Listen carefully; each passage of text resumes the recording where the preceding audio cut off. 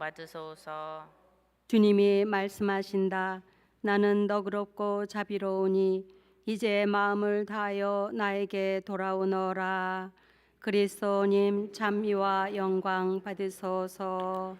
주님께서 여러분과 함께 또한 사제의 영과 함께 루카가 전한 거룩한 복음입니다. 주님 영광 받으소서. 그때 예수님께서는 벙어리 마귀를 쫓아내셨는데 마귀가 나가자 말을 못하는 이가 말을 하게 되었다. 그러자 군중이 놀라워하였다. 그러나 그들 가운데 몇 사람은 저자는 마귀 우두머리 베엘제불의 힘을 빌려 마귀들을 쫓아낸다 하고 말하였다. 다른 사람들은 예수님을 시험하느라고 하늘에서 내려오는 표징을 그분께 요구하기도 하였다. 예수님께서는 그들의 생각을 아시고 이렇게 말씀하셨다. 어느 나라든지 서로 갈라서면 망하고 집들도 무너진다. 사탄도 서로 갈라서면 그의 나라가 어떻게 버티어내겠느냐. 그런데도 너희는 내가 베엘제불의 힘을 빌려 마귀들을 쫓아낸다고 말한다. 내가 만일 베엘제불의 힘을 빌려 마귀들을 쫓아낸다면 너희의 아들들은 누구의 힘을 빌려 마귀들을 쫓아낸다는 말이냐. 그러니 바로 그들이 너희의 재판관이 될 것이다. 그러나 내가 하느님의 손가락으로 마귀들을 쫓아내는 것이면 하느님의 나라가 이미 너희에게 와 있는 것이다. 힘센 자가 완전히 무장하고 자기 저택을 지키면 그의 재산은 안전하다. 그러나 더 힘센 자가 덤벼들어 그를 이기면 그 자는 그가 의지하던 무장을 빼앗고 저희끼리 전리품을 나눈다. 내 편에 서지 않는 자는 나를 반대하는 자고 나와 함께 모아들이지 않는 자는 흩어버리는 자다. 주님의 말씀입니다. 그리스도님 찬미합니다.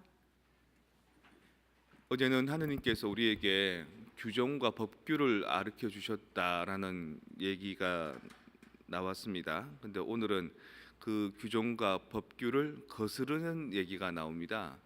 오늘 복음에 나오는 예수님께서 벙어리 마귀를 쫓아내고 말 못하는 사람을 말하게 해주었는데 사람들이 예수님한테 뭐라 그러냐면 저 사람은 마귀 두목의 힘을 빌려서 쫓아냈다 이렇게 얘기하기도 하고요. 어떤 사람은 당신이 그런 힘을 가지는 표징을 능력을 한번 보여라 뭐 이렇게 얘기하기도 합니다.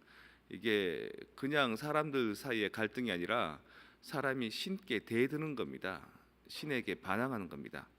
독소의 말씀도 하느님께서 내 말을 들으라라고 얘기했는데 사람들이 말을 안 듣더라는 겁니다.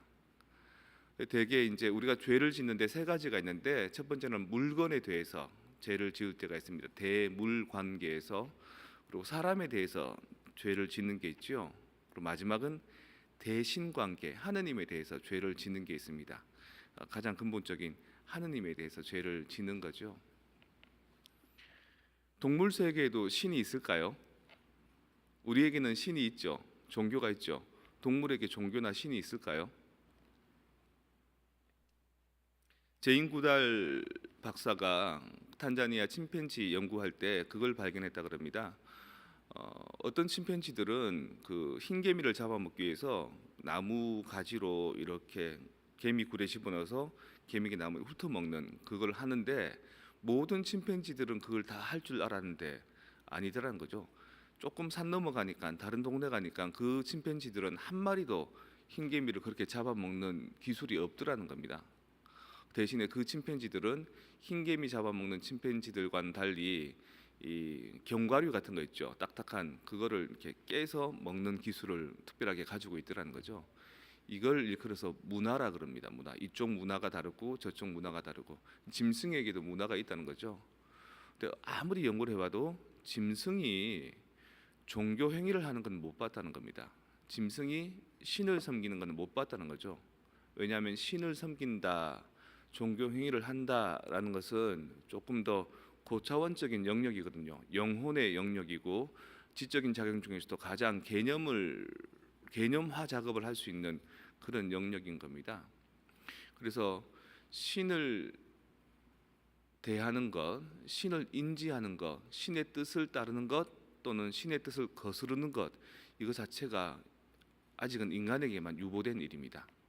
근데 그게 힘든 겁니다. 어떻게 힘드냐? 여러분들이 성장할 때 부모님한테 반항해 본 적 있죠? 여러분 자녀들도 여러분한테 반항한 적 있죠? 그러면서 어른이 돼가죠.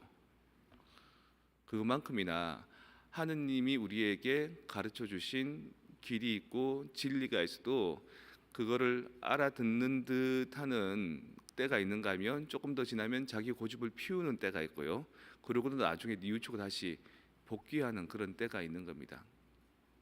이 작업을 짐승 같은 존재들은 못하는 거죠. 여러분들이 나는 죄를 지었습니다. 난 참 삶이 힘듭니다. 하느님에 비해서 부끄럽습니다. 이런 생각을 하는 것은 상당히 고차원적인 삶을 살고 있다는 겁니다.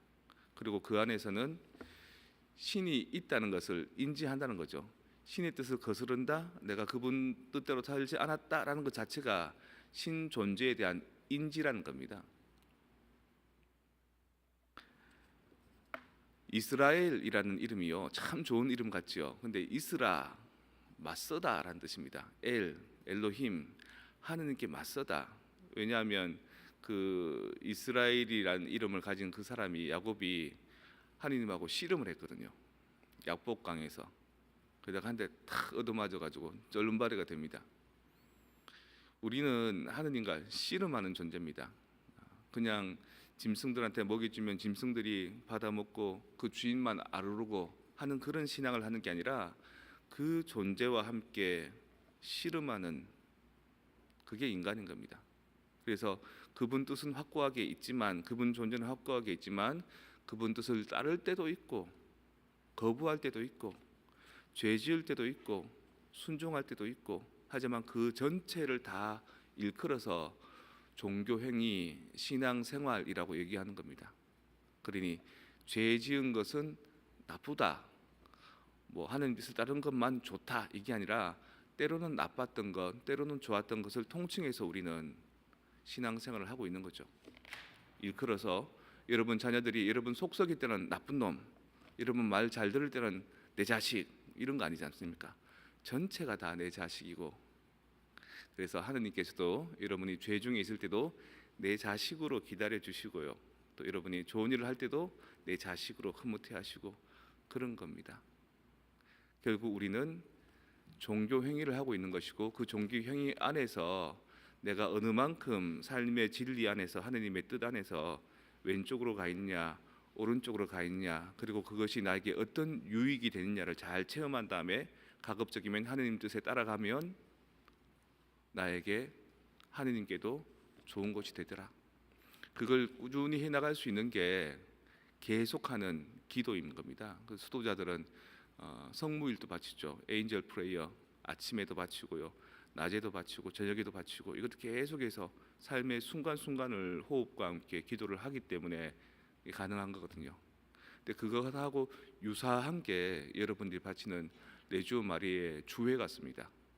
일주일에 한 번씩은 모여서 같이 기도하고 같이 염원하고 같이 삶의 활동들을 나누고, 그리고 그것들을 모아가는 것, 가다듬어 가는 것. 여러분들은 하느님 뜻에 상당히 모아들여지는 그런 신심행위를 하고 있다. 여러분들이 선택한 몫은 참 복되다.